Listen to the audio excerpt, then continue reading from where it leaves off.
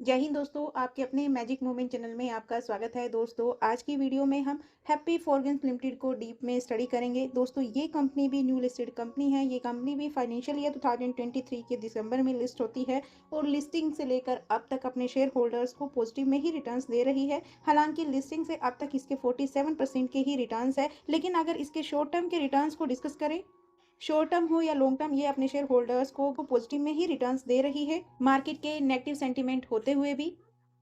और अभी भी अपने ऑल टाइम हाई के आसपास ट्रेड कर रही है। ऑल टाइम हाई 1590 रुपीज़ 40 पैसे है और अभी 1575 रुपीज़ के आसपास ट्रेड कर रही है। आज के ट्रेडिंग सेशन में इस कंपनी में 3.60% का अपसाइड जंप है।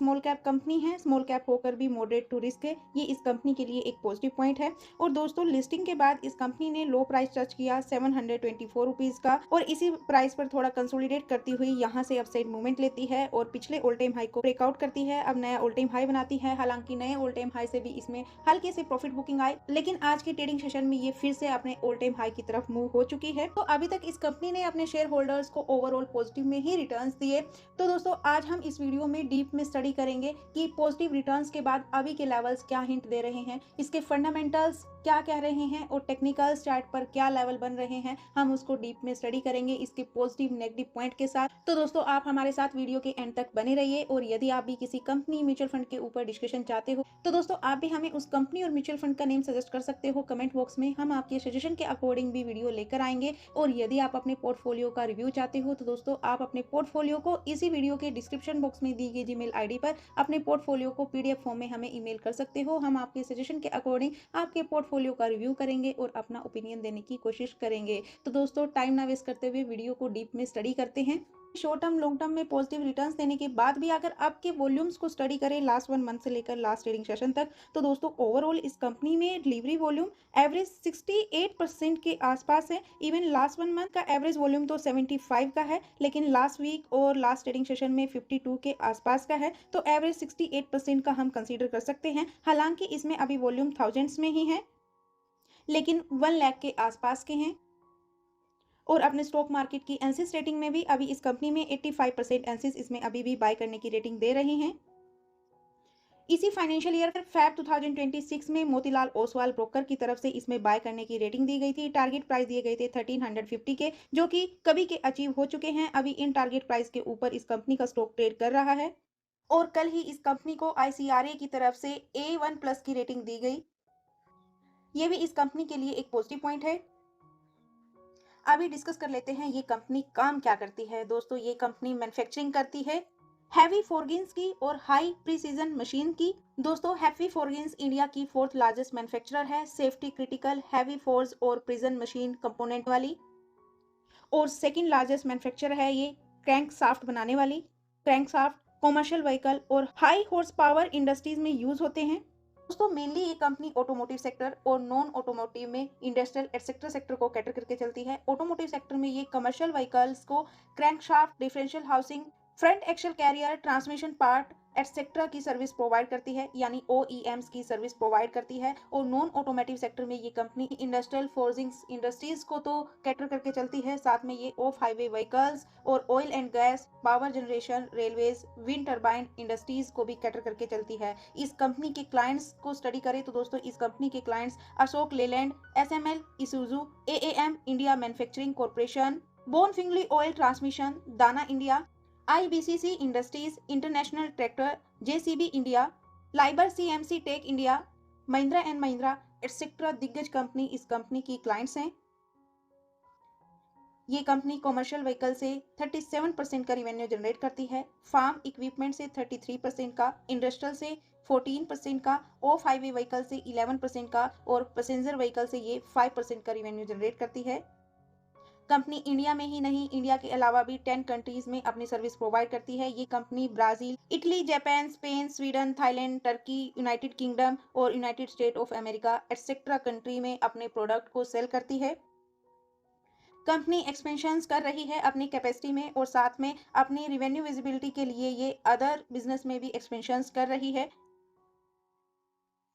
दोस्तों ये कंपनी लास्ट 4 ईयर से अपने रिवेन्यू को कंटिन्यू इंक्रीज कर रही है। रिवेन्यू के साथ साथ इस कंपनी का प्रॉफिट भी कंटिन्यू इंक्रीज हो रहा है लास्ट 4 ईयर से।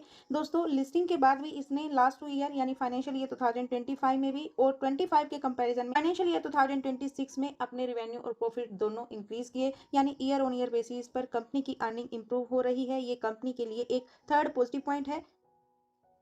और साथ में क्वार्टर ऑन क्वार्टर बेसिस पर भी इस कंपनी का रिवेन्यू कंटिन्यू इंक्रीज हो रहा है। रिवेन्यू के साथ साथ इस कंपनी का नेट प्रॉफिट भी कंटिन्यू इंक्रीज हो रहा है। लेकिन अभी इस कंपनी की पीई रेशो अपने सेक्टर के कंपैरिजन में ओवर वैल्यूड है। हाई पीई रेशो पर अभी इस कंपनी का स्टॉक ट्रेड कर रहा है। पीबी रेशो भी हाई है और कंपनी निफ्टी के कंपैरिजन में हाई वोलेटाइल है। कंपनी का बीटा 1.04, निफ्टी का बीटा 1।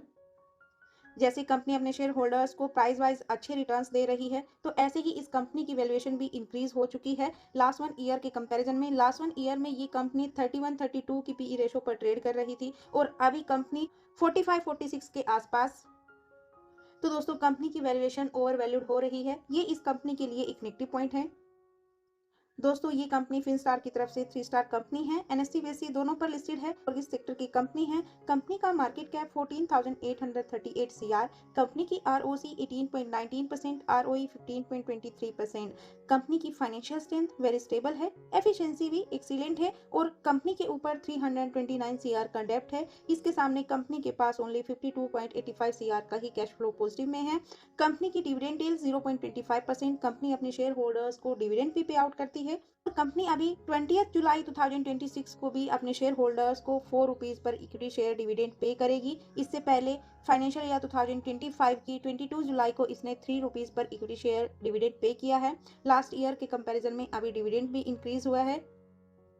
इस कंपनी में प्रमोटर्स की होल्डिंग 78.48%, म्यूचुअल फंड्स की होल्डिंग 14.63%, अदर डोमेस्टिक इंस्टीट्यूशनल्स की होल्डिंग 1.84%, एफआईआईज की होल्डिंग 1.73% और इस कंपनी में रिटेल्स एंड अदर पार्टीज की टोटल होल्डिंग 3.31%।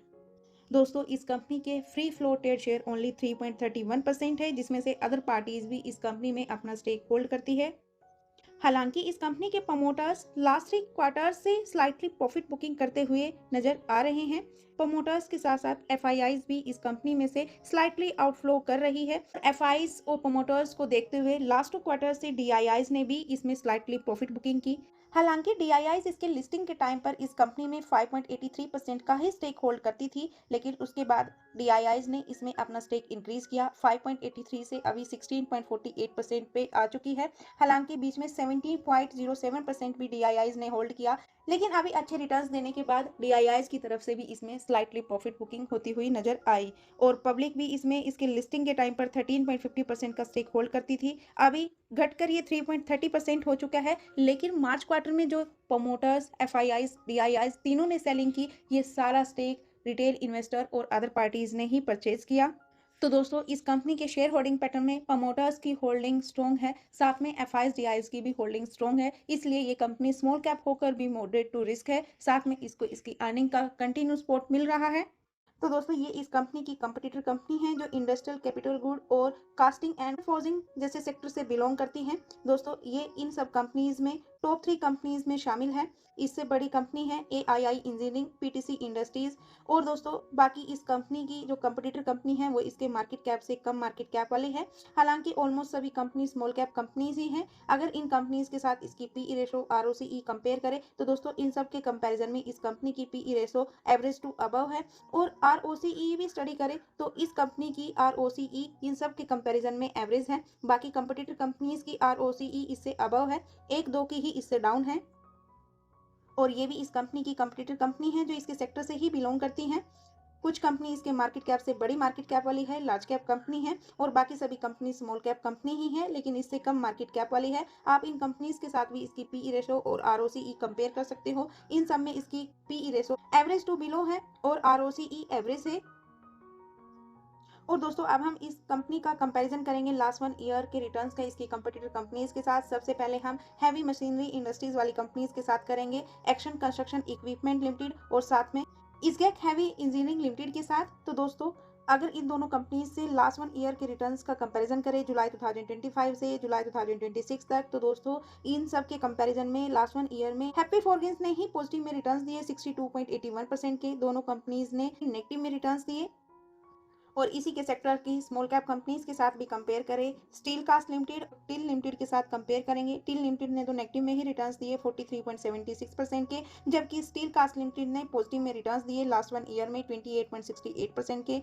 और अगर इस कंपनी का कंपैरिजन कास्टिंग एंड फॉर्गिंग सेक्टर की टॉप 2 लीडर कंपनी के साथ भी करें, तो दोस्तों हम यहाँ पर AIA इंजीनियरिंग और PTC इंडस्ट्रीज के साथ इसका कंपैरिजन करेंगे। दोस्तों इसने अपने सेक्टर की टॉप 2 लीडर कंपनी से भी अच्छे रिटर्न्स दिए लास्ट 1 ईयर में।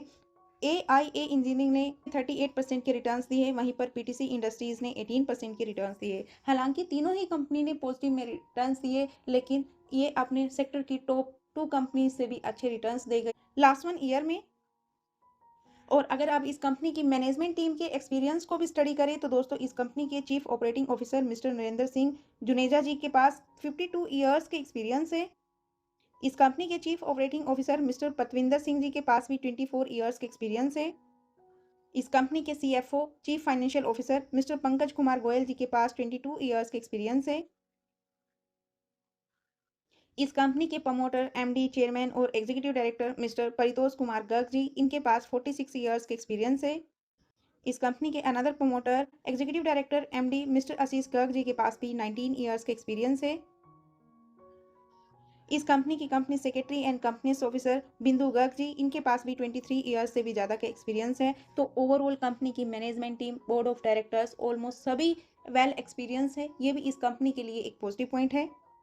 कंपनी के ओवरऑल स्टॉक स्कोर को स्टडी करें, तो दोस्तों ये सुपीरियर फाइनेंशियल स्ट्रेंथ वाली कंपनी है, हाई ग्रोथ ट्रेंड स्टॉक है, अभी हाई वैल्यूएशन पर ट्रेड कर रहा है और एंट्री पॉइंट भी इस कंपनी में अभी एवरेज है। इस कंपनी का स्टॉक फंडामेंटली तो ओवर प्राइस है, लेकिन टेक्निकली अभी ओवरबोट जोन में नहीं है। फंडामेंटली अभी इस कंपनी का करंट प्राइस इसके इंट्रिंसिक वैल्यू के ऊपर ट्रेड कर रहा है। लेकिन दोस्तों इस कंपनी में प्रॉफिटेबिलिटी हाई है, रेड फ्लैग भी लो है, जो कि कंपनी के लिए एक फिफ्थ पॉजिटिव पॉइंट है।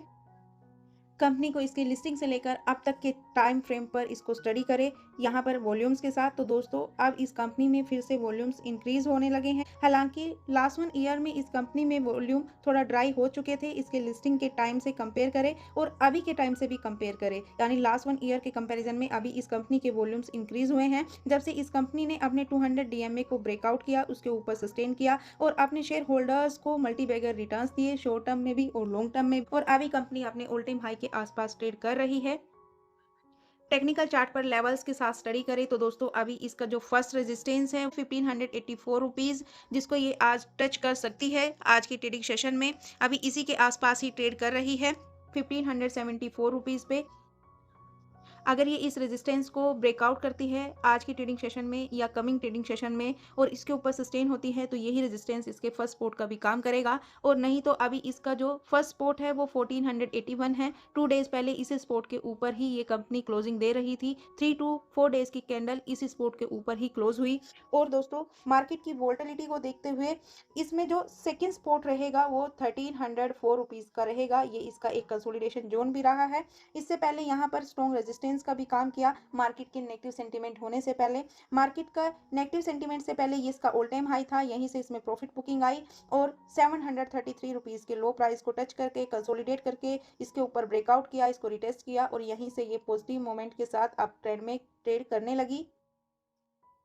अभी इस कंपनी की सिर्फ और सिर्फ वैल्यूएशन हाई है, यही इस कंपनी का एक नेगेटिव पॉइंट है। अदरवाइज इस कंपनी के फंडामेंटल स्ट्रॉन्ग है, बिजनेस मॉडल भी स्ट्रॉन्ग है, साथ में अर्निंग वाइज भी कंपनी कंटिन्यू ग्रो कर रही है। और अभी ऑटोमोटिव सेक्टर या उससे रिलेटेड सेक्टर को लेकर अपने स्टॉक मार्केट के जो एनालिसिस हैं वो भी बुलिश है। इस कंपनी के बिजनेस मॉडल, इसके पॉजिटिव नेगेटिव पॉइंट, इसके फंडामेंटल्स, टेक्निकल्स को स्टडी करने के बाद मेरे ओपिनियन से अभी इस कंपनी में फ्रेश एंट्री के लिए तो वेट एंड वॉच करना चाहिए। कम से कम इस कंपनी के ऑल टाइम हाई से 10 to 12% के डिस्काउंट का, या फिर इस कंपनी की Q1 की अर्निंग रिपोर्ट का। अगर इस कंपनी की Q1 की अर्निंग मार्केट की एक्सपेक्टेशन के अकॉर्डिंग नहीं आई, तो हो सकता है इसमें रेजिस्टेंस पर इसमें प्रॉफिट बुकिंग होती हुई नजर आए। लेकिन अगर इस कंपनी की अर्निंग रिपोर्ट मार्केट की एक्सपेक्टेशन से अबव रही, तो इस कंपनी में इसमें अच्छा खासा अपसाइड जंप भी आ सकता है। तो मेरे ओपिनियन से तो फ्रेश एंट्री के लिए वेट एंड वॉच करना चाहिए। और अगर कोई इस कंपनी में ऑलरेडी इन्वेस्टेड है, तो वो अपने रिस्क और रिटर्न साथ में सेबी से रजिस्टर्ड एलसीस की एडवाइस से अपना एक स्टिक स्टॉप लॉस डिसाइड करें और उसके अकॉर्डिंग ही अपने प्रॉफिट को ट्रेल करते हुए चले।